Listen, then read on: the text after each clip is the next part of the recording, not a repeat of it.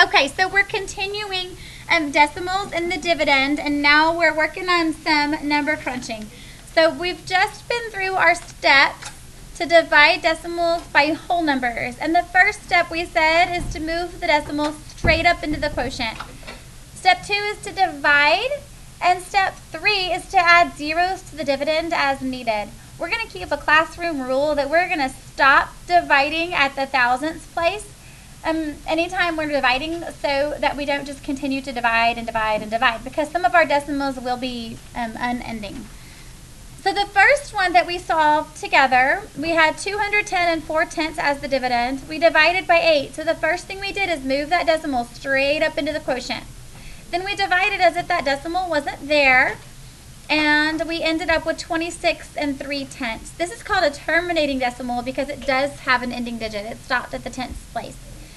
The next one we looked at that we're not quite finished with is 12 divided by 9. This is a new division sign that we've seen lately, which is our fraction bar. And we can remember that 12 is our dividend because the top dog, the one on top, the numerator, always goes in the house.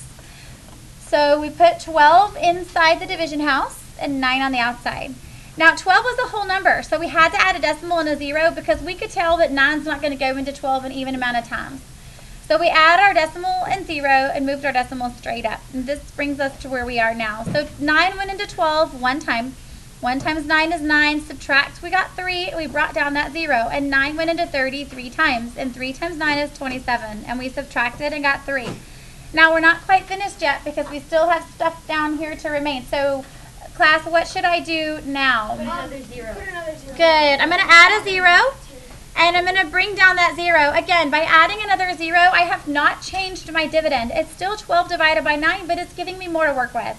So 9 goes into 30 3 times again, and 3 times 9 is 27. Subtract, and I can add another 0, because our classroom rule that we studied a couple minutes ago is that we want to divide to the thousandths place. Now, once I get here, I can tell what's happening with my 3's.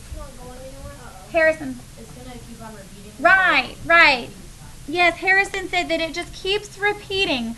So since it keeps repeating, I'm going to go ahead and stop because it's not going to keep. It's going to keep spitting out 3's at me.